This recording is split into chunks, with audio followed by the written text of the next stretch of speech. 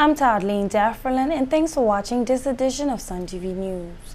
In today's report, we hear from Premier Honorable Dr. Rufus Ewing and Opposition Leader Honorable Charlene Cartwright Robinson, who both addressed the swearing-in for Governor Peter Buckingham in the House of Assembly in Grand Turk.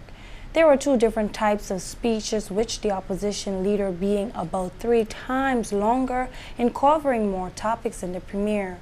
Premier Honorable Dr. Rufus Ewing called on Governor Peter Buckingham to make decisions that are in the best interest of the people of the Turks and Caicos Islands. He said that people must be given the assurance that they will not be left behind as the economy and the country grows. Here's what the Premier had to say. Mr. Speaker, our history will show that though our forefathers may have differed in political ideology, and may have come from different islands across these archipelagos, they were given the same vision for our people. Mr. Speaker, today, as we progress towards the realization of this vision, those who have given themselves charge over us as colonial overseers have the responsibility and the duty to ensure that each and every decision, from those made in Whitehall, to those made in the UK Parliament, to those made in 10 Downing Street, to those made in the FCO, to those made in Waterloo, and to those made in Cabinet and in this very House of Assembly, is always made in the best interest of the people of these islands. Mr. Speaker, the lack of oversight, intentional hindrance from achieving our vision, or regression under colonial rule is not what we, the people, expect. It is not what we, the people, will tolerate in a 21st century democracy. According to the Premier, the vision of this government and the PNP is about creating a prosperous, God-fearing, independent nation where there is sustainable economic growth and the development of an empowered people who enjoy prosperity during their life and are able to retire in the comfort of their wealth and good health. And I say to you today that the spirit and passion that spurred our forefathers onward then are still burning brightly in each and every proud Turks and Caicos Islander here today. Mr. Speaker, the vision of this government and that of the Progressive National Party is that of a prosperous, God-fearing, independent nation where there is sustainable economic growth and development of an empowered people who enjoy prosperity through their life cycle, being able to retire in the comfort of their wealth and in good health. The many goals that must be accomplished in order for us to achieve this vision have been laid out in our party manifesto, and this government has begun incorporating them within the various planning and budgeting frameworks in each ministry.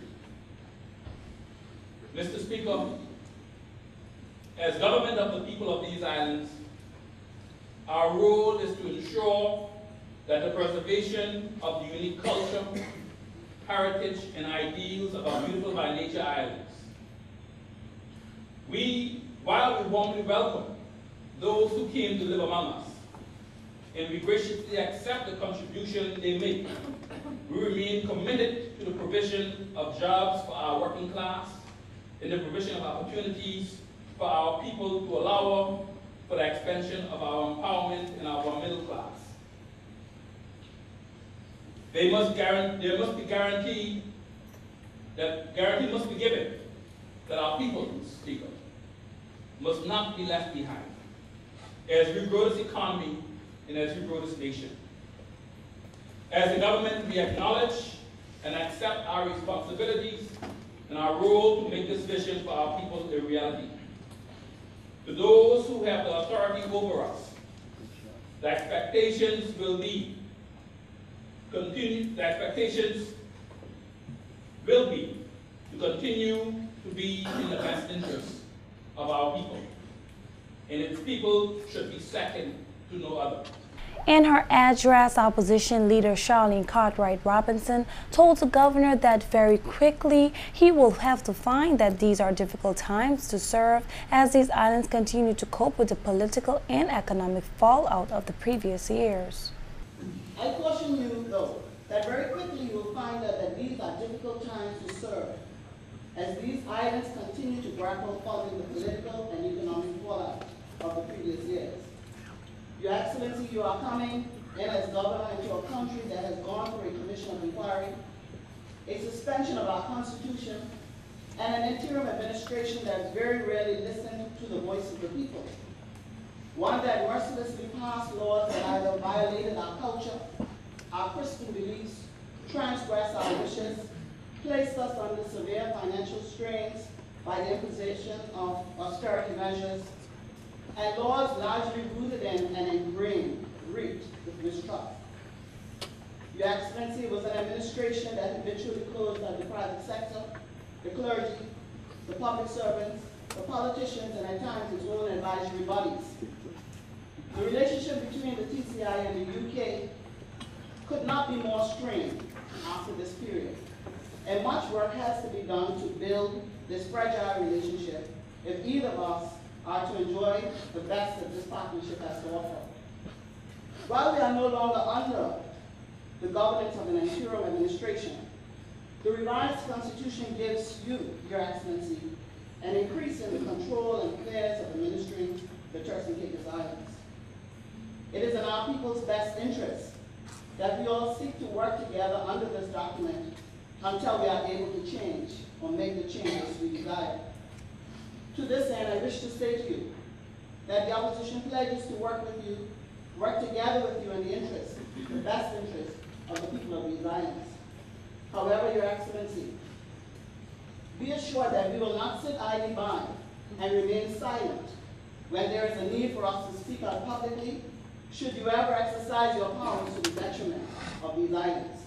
The opposition leader stated that each governor comes with his own skills and gifts. She told Governor Buckingham that she hopes that he will use his gifts and skills to benefit all who reside in these islands. Each governor comes with his own set of skills and gifts. Our hope is that you will use your gifts and skills for the benefit of all who reside in these islands. You will also find out very quickly that among us are some of the most pleasant, intelligent, sincere, and hard-working persons you will ever meet. There are many of us who completely understand the issues we face, and who are able to give well-researched, considered responses and solutions to complex situations, whether of a local, regional, or international nature. You will find in this honorable house and in our country many men and women who are fully interested in achieving a battle of Turks and Caicos Islands, and who are prepared to serve with integrity and sincerity. Honorable Cartwright Robinson noted that the tax system, which was started by the interim government, is continuing under the locally elected government. It's causing people to hurt more than they have done in the past. She said people of the TCI are not looking to anyone for handouts, but she told the governor that his opportunity to favorably compete in an environment must be high on his agenda. We need to take seriously the number of persons working in this country and begin with haste to develop a placement and training program that meets the needs of this growing country and prepare our people to play their rightful role in its continued development. There has to be a greater accountability, Your Excellency, of those persons in key positions in civil service for which you are accountable. A vigorous understudy program must be in place and publicly known. We invite you to ensure that training for forward planning and succession is of paramount importance, and that important studies and strategic plans are unshelved and actioned. The governor also told by the opposition leader that he will have to urgently deal with a number of pressing national issues, including the controversy surrounding the Attorney General, who the government, the opposition, and the people have been asking to remove from his post. Your Excellency, our police force under your care is buckling under serious challenges, and is perhaps at its lowest in staff morale in recent times. People's confidence is being shaken, and there remains a serious gap between this institution and the people, its greatest partner. This, Your Excellency, requires your immediate attention. I have had the pleasure and displeasure in working with the last 6 governors, either as a member of the Legislative Council, in the lead of the opposition's office, as a member of the Consultative Forum, and now again as a member of the House of Assembly. And I cherish the few times that I saw a governor take his constitutional duty of protecting our borders seriously. We heard in the last sitting of this Honorable House of Assembly, held on Monday of this week, that for the first 6 months of this fiscal year, we have spent approximately $615,000 in detention and repatriation fees. Most of these travel to our country by boat from our neighboring country, Haiti. We can no longer pay lip service to this issue, and something must seriously be done to stem this tide, which has increased over the months. Our immigration situation requires urgent attention. And whilst we recognize that a lot has to be dealt with by an elected government and their policies once the persons are inland, a breach in our borders signifies a failure by those who hold that constitutional function. And there must be a political will and focus on ensuring that we all play our part to the best of our ability. Our pressing national issues, Your Excellency, will be quite visible to you in short order. We as a people are concerned with regards to our educational system and opportunities for the increasing number of graduates on leaving school, particularly those in the technical area and the absence of a trade and or hospitality training school. We are concerned about our community college and its elusive expansion and the difficulty in obtaining adequate funding. We are concerned with the healthcare debacle that we have found ourselves in, and the fact that the review of this onerous contract that is causing financial hemorrhaging and questionable care remains low on the agenda of the British as well as the local government, and appears urgent to neither in terms of addressing. We are concerned about our environment, our special needs children and adults, our juveniles and offenders, and their ability to successfully re-enter society. We are concerned about our high and ever-increasing cost of living and low minimum wage, and the list goes on. Why are we saying this to you when we have an elected government? An elected government needs your help. They must be helped when decisions are being made in the best interest of our people. And your powers under this new constitution makes you an important player in the development of our people. There remains much to be done in our recovery from events of recent years.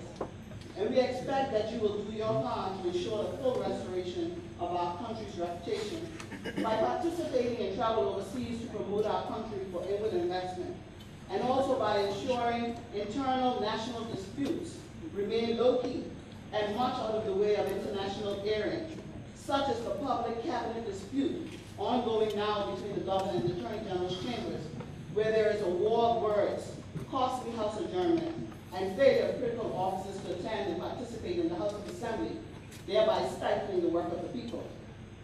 We trust with your help that this reaches a resolution, as we can ill afford to show a picture of any measure of instability to would-be investors.